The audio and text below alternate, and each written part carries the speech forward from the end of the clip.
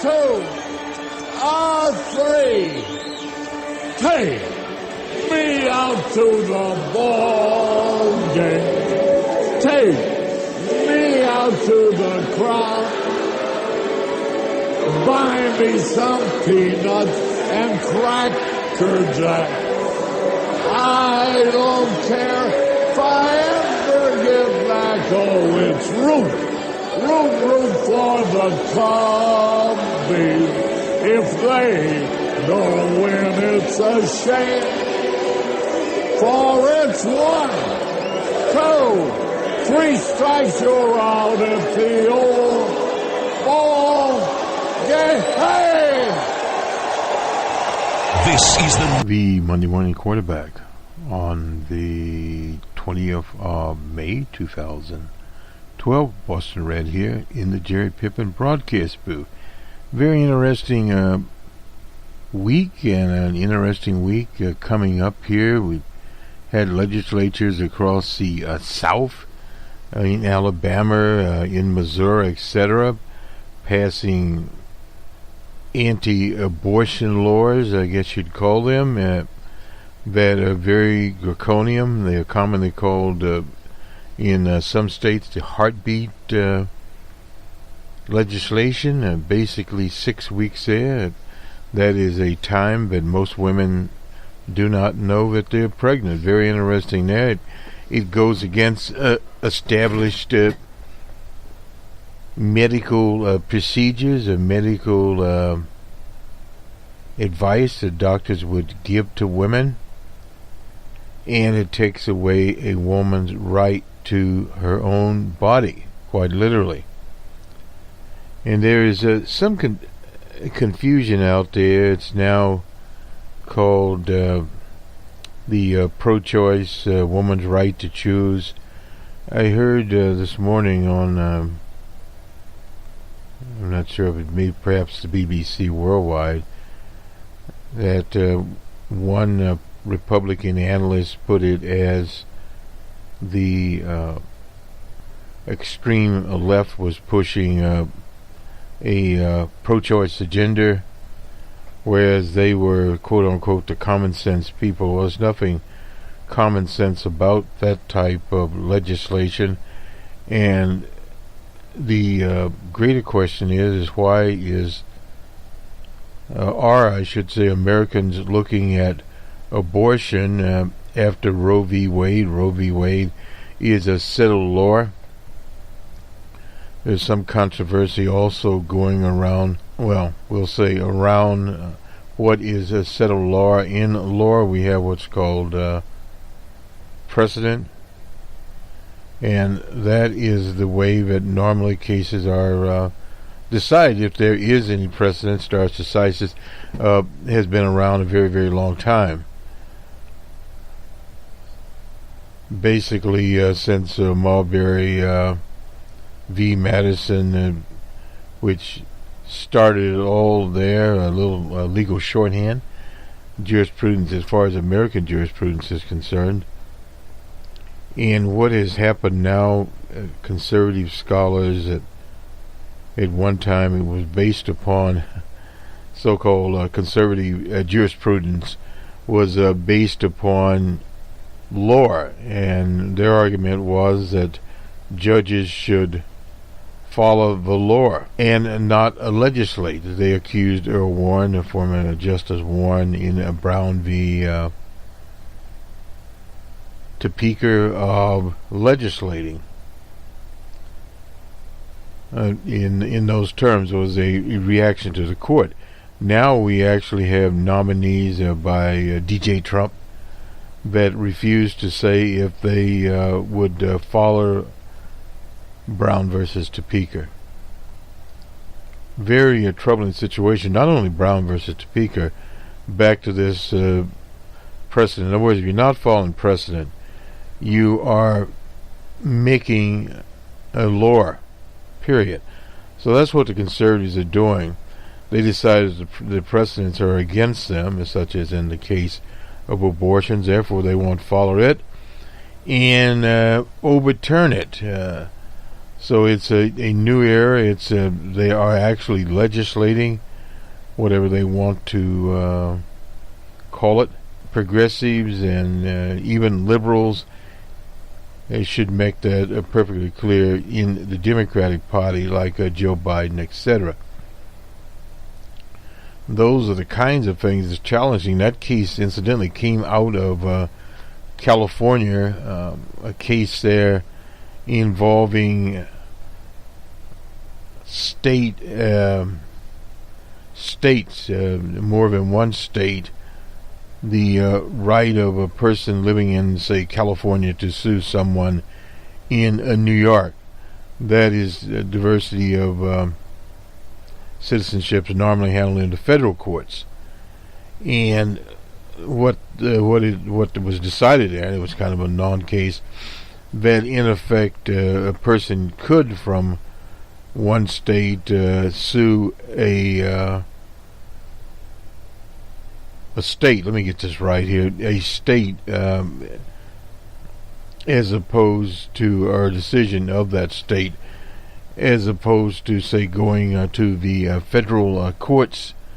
It's very similar to in instances of suing the federal government at one time, and basically you have to ask the federal government in some instances to allow you to sue them, which in itself is absurd. But the state case, and I don't have it, usually when we do this sort of thing, we have it in front of us. I'll try to do it before we finish the broadcast, looking at it. I did look at it, and it is a case out of the state of California. Let me just continue here. Go to ESPN very quickly here with the sport. The finals in the NBA, the Western and Eastern finals, are on. PGA Championship has been decided. Brooks Koepka has won it. Tiger did not make the cut. And we'll go to the baseball scores later here. There's also a softball, NCAA softball tournament going on, and we'll take a look at it, sort of a little preview of sport and how we'll do it. And Major League Soccer, they call it. You have like Orlando City here, and New York Red, some of and the Dallas team, and LA and a Colorado team. We'll go over that a little later here. Let me just look at the post and continue to talk here on that one federal case. I didn't bring it up. It's been several days ago, and I'm not certain that we'll be able to find it here without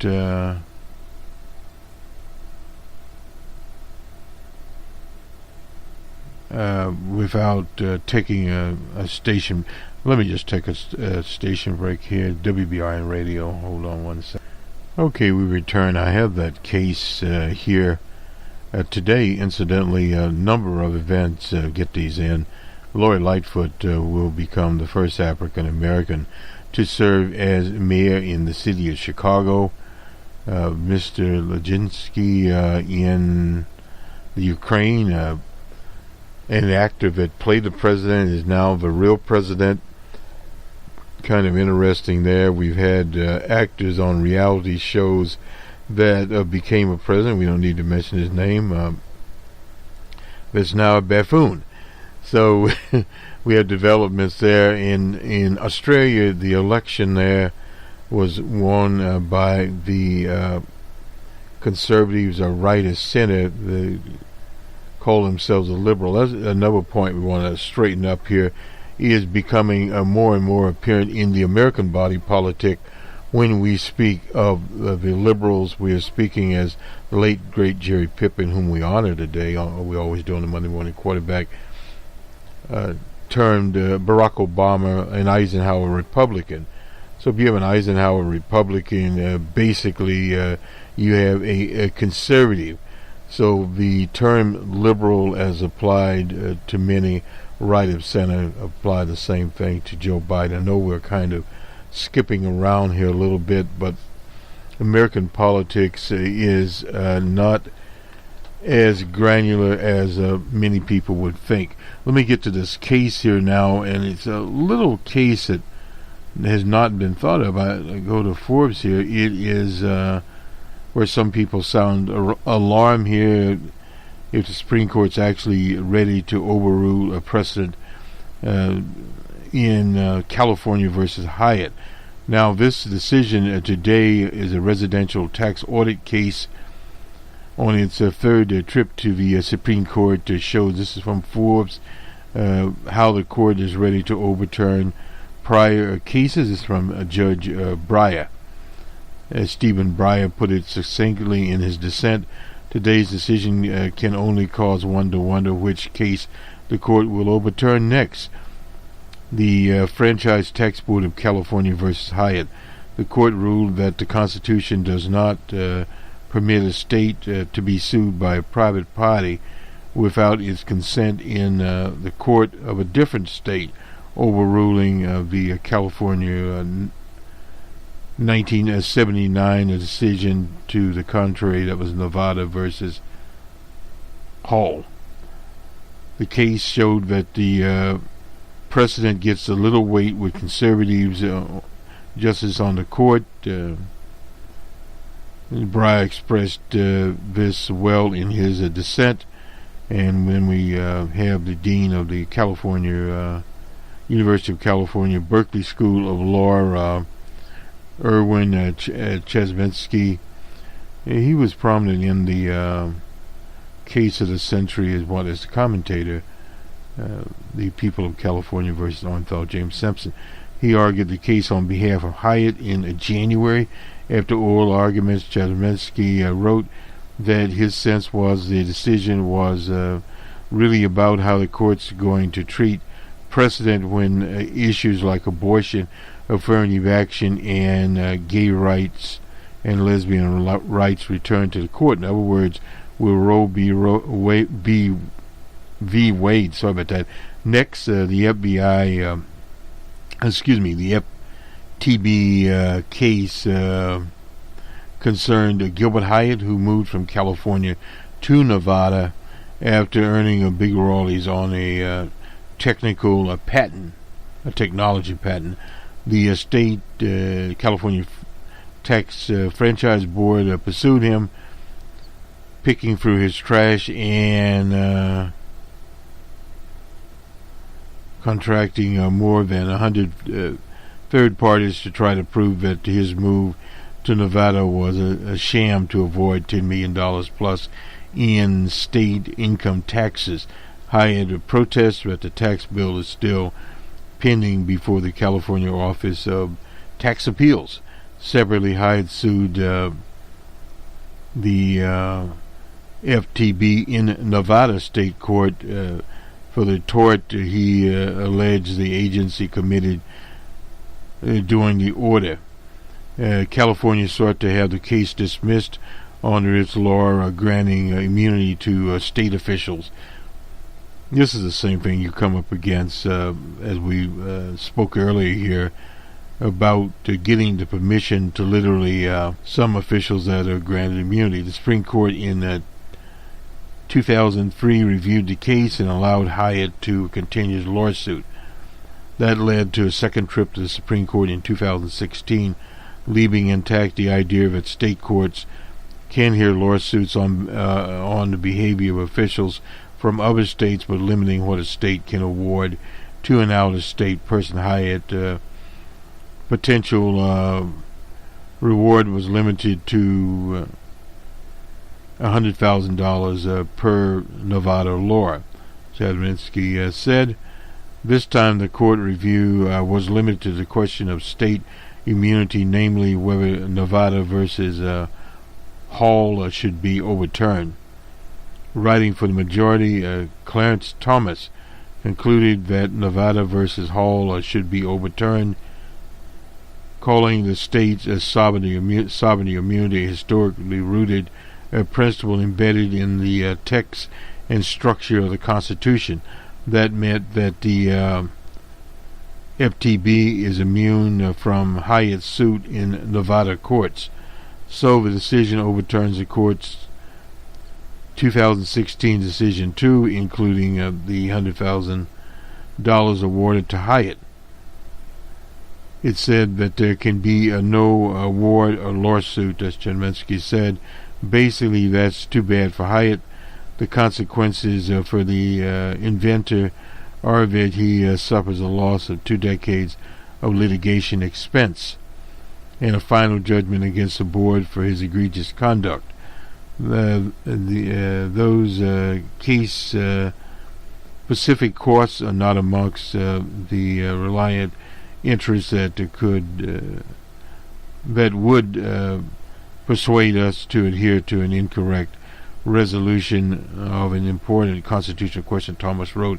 Breyer and the dissenters were Breyer, Ruth Bader Ginsburg, Sonia Sotomayor, and Kagan joined, and there was no good reason to overturn Hall. The very fact his Hall is not obviously wrong shows that today's majority is obviously wrong to overturn it.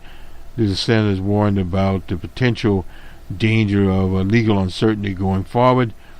To overrule a sound decision like Hall is to encourage litigants to seek to overturn other cases and to make it more difficult for lawyers to refrain from challenging settled law. A precedent is a settled law, and it causes the public to become increasingly uncertain about which cases a court will overrule and which cases are here to stay. So again, this is the Nevada court and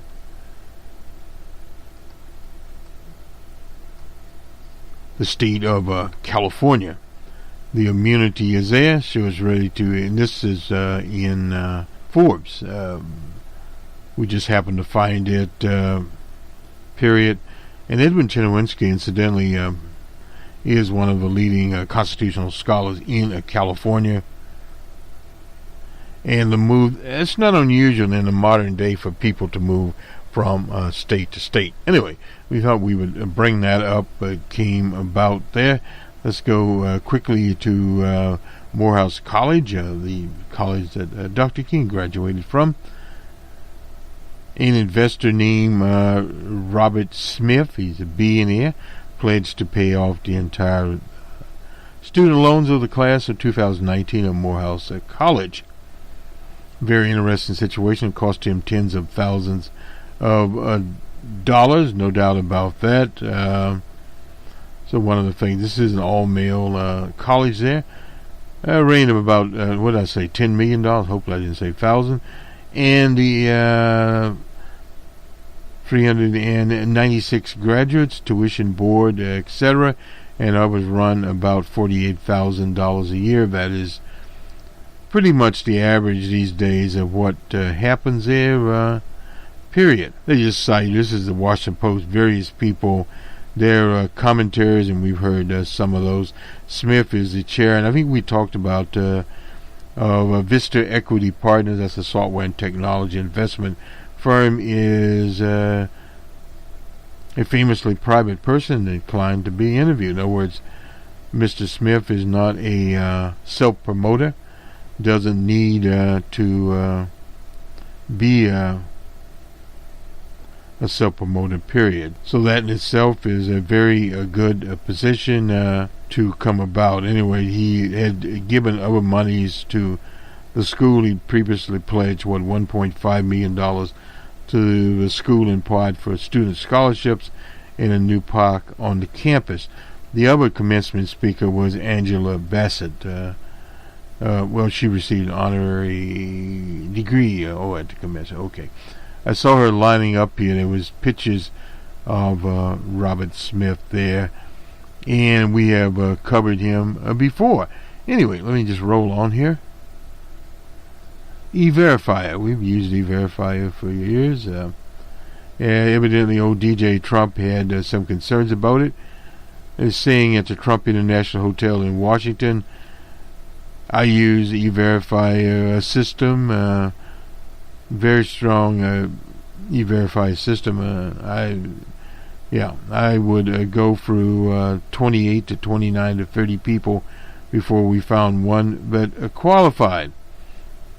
This is in an interview he gave talking about his overhaul of the immigration system and possibly use the E-Verify. He also said that the verification system could be overly egregious on certain workers, such as employers, such as farmers, or what in the UK they call bosses, who are not equipped to use it.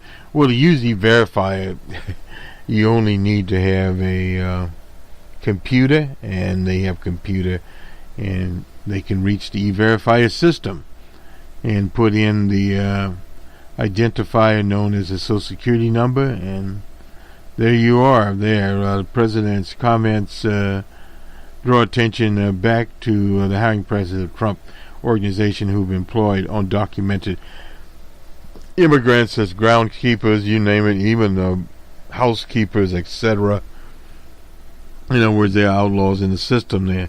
I've hired tens of thousands of workers, many Hispanic over the years.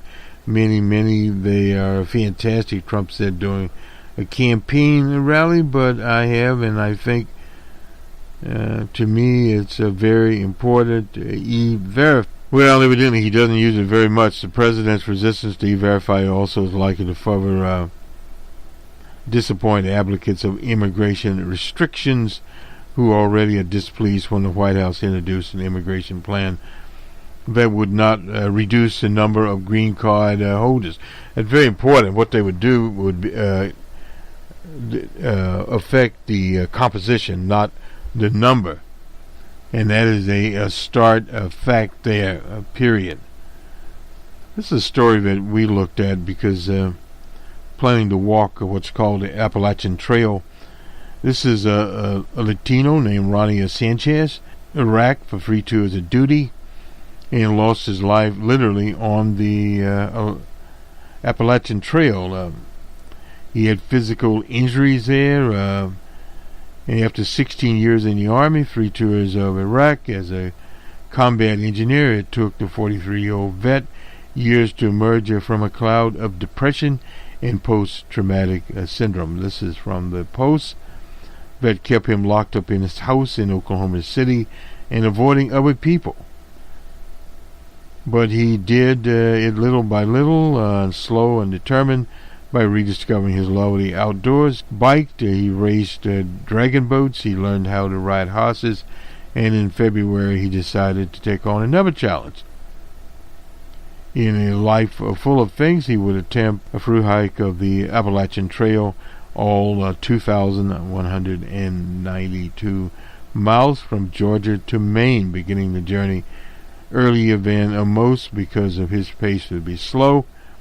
Of the 5,000 hikers who registered this season, Sanchez was number 21 on the list. The path way in with problems with his knees and shoulders, the subject of repeated surgeries after the military forced him off the trail for weeks.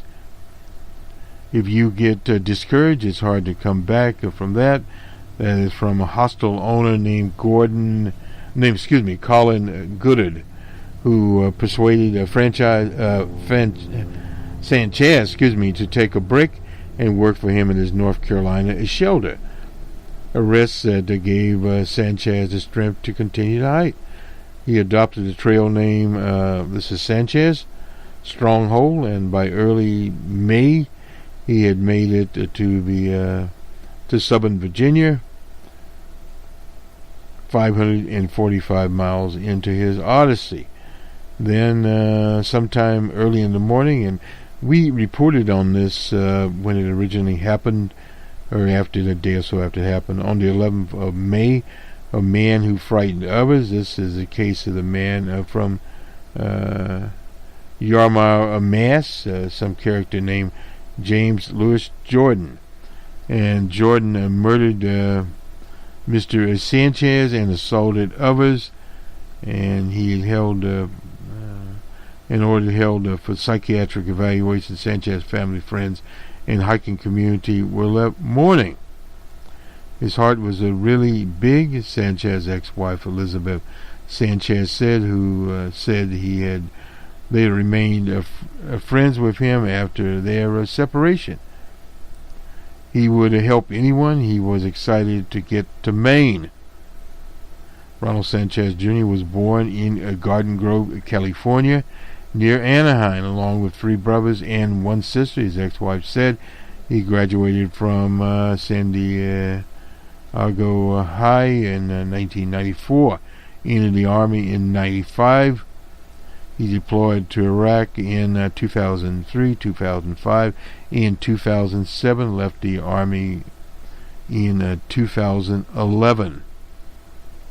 He worked on bridges, construction projects, also tasked with driving top commanders around the country. Anyway, his journey took him to Oklahoma City because of a VA program there. He began cycling, and he just had finished a 64-mile ride. So he was doing plenty of riding around there. Let me just finish this story up and get to the end of it here. Anyway, the FBI said in the affidavit that Sanchez, an unidentified woman and another man and woman were in the process of packing up their camp to escape the threatening hiker when he attacked, and the man and woman fled into the woods, and the man chased them but did not catch them. The affidavit said then the man returned to the campsite and repeatedly stabbed franchise.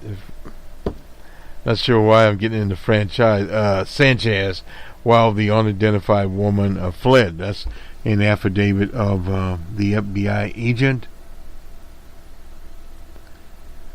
And the woman, Canadian media described her as being from Nova Scotia. So a very unfortunate situation there for Mr. Sanchez.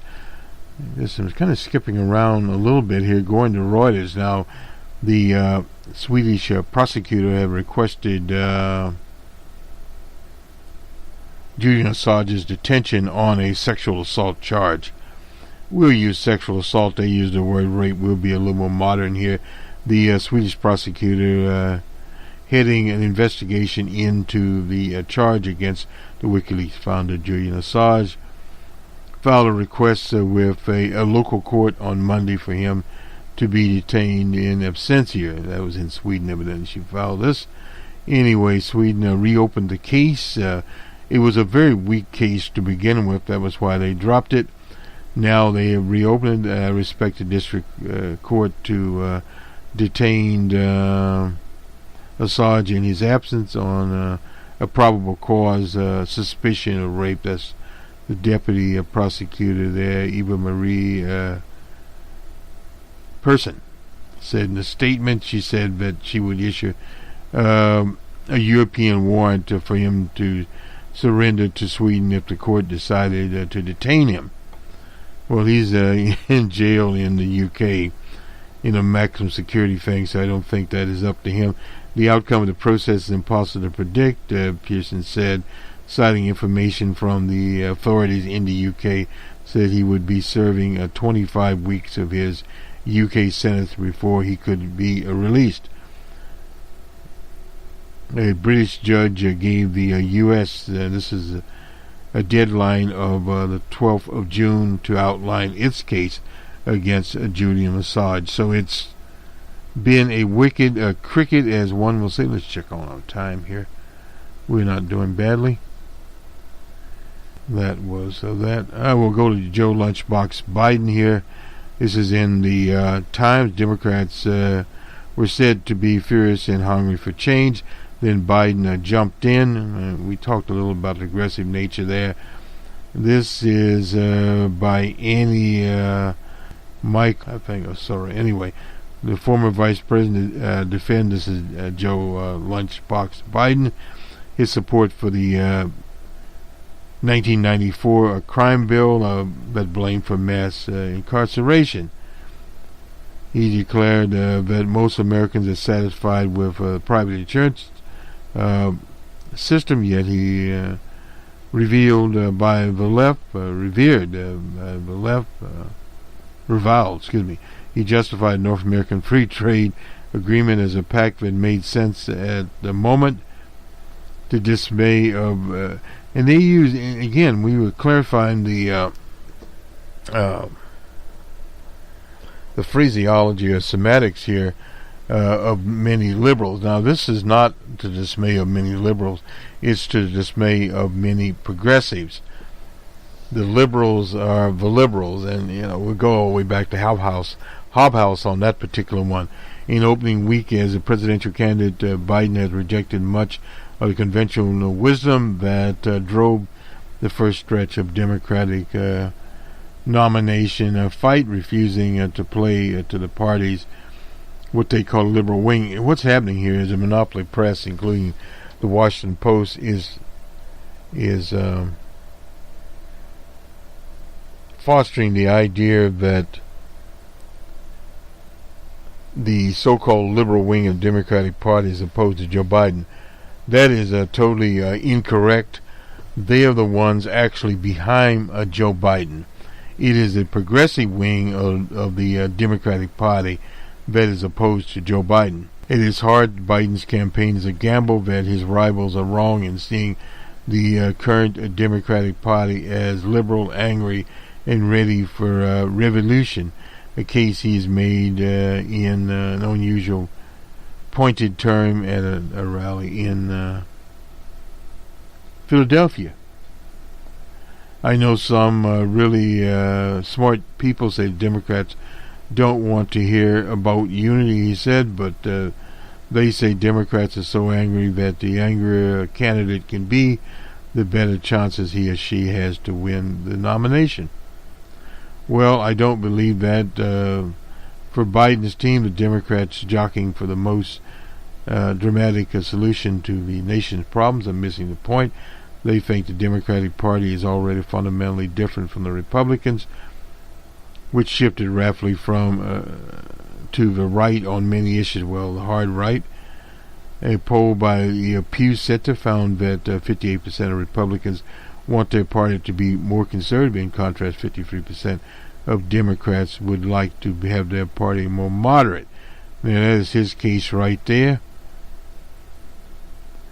And that raises the question of whether the party's center of gravity lies less with vocal activists and with the quieter group of voters than is less likely to join Twitter or show up at campaign events. This candidacy could be different. Biden's campaign manager John Anzello, but this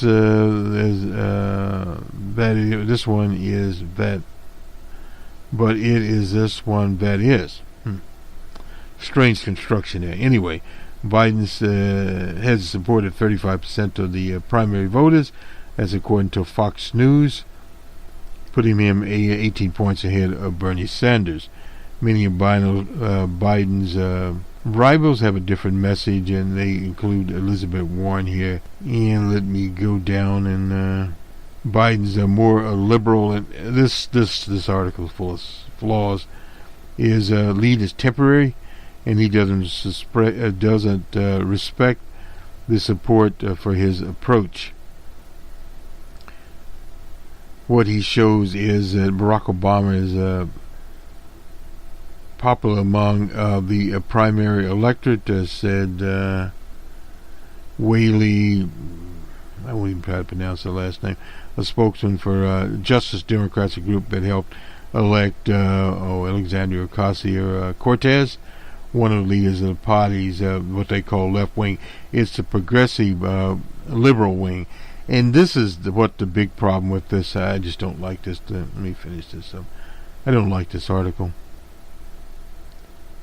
Joe Biden is not a risky choice. That is Patty Solis-Doyle. You remember her from Iowa. She was a principal strategist at for Hillary Monster Clinton. Later, the defected Democrats are not willing to take a risk this time around. Well, he took a risk the last time around. With writer Senator Hillary. Response to criticism of the 1994 crime bill, which he helped pass, Biden said flatly it did not generate mass incarceration. That awarded him 2 Pinocchios here. Nobody pays attention to Pinocchios.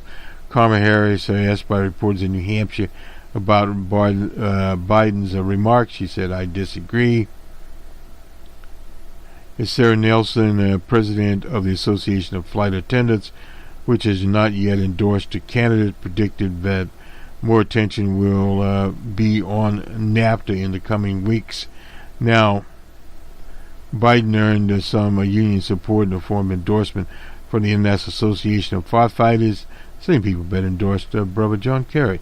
But other labor unions aren't comfortable with his comments that in a FT, which he considers harmful to American workers, made sense at the moment, NAFTA. And Sarah Nelson, a very important person there. Sentiment dovetailed with long-time political identity as a champion of the ordinary working person, where his neighbors in Stratton, Pennsylvania, they were squeezing the life out of workers, he said in his announcement speech in Pittsburgh. When a recent article highlighted the disconnect between the political views of those who tweet and those who vote, Kate Bedingfield, a Biden deputy manager, shared a link on Twitter. So important for Democrats to remember, she wrote. Well, this we'll have a special on the Australian election where we'll talk about it and what happened in Australia, and in terms of the exit polls, polling was off. We'll have a special on that, and we'll talk more about that. Let's go now to ESPN and sports here. The Raptors 118-112 over the Bucks. So now that series is 2-1 in the Eastern Finals. And the other one here, I thought we had it up here. The Warriors take game 3. They have a 3-zip lead here. Doesn't look that good for Portland at this point in the scheme of things. Let's go to the NBA here. We'll get to National Hockey League. We'll get them. Blues, they shut out the Sharks, San Jose Sharks, 5-zip. And they lead the series at 3-2. One more game, and the Blues will, that's the Western Finals, will be in the Stanley Cup. So let's get the baseball scores here. The Red Sox won 5-3 over the Astros, a game that we tuned into. The Yankees 13-5 over the Rays in New York. The Phillies, another game that we tuned into, 7-5 over the Rockies. Very good game there. And Cleveland, 10-zip over the Orioles in Cleveland. And a game was suspended here, I assume because of rain. 5-3 was the score of the Oakland Athletics over the Tigers. The Dodgers beat the Reds in Cincy 8-3. The Marlins shut out the Mets 3-zip in Florida. And in 10, the Brewers beat Atlanta 3-2. The Blue Jays 5-2 over the White Sox on the south side of Chicago. And in 10, the Rangers beat the Cardinals in Texas 5-4. Oops.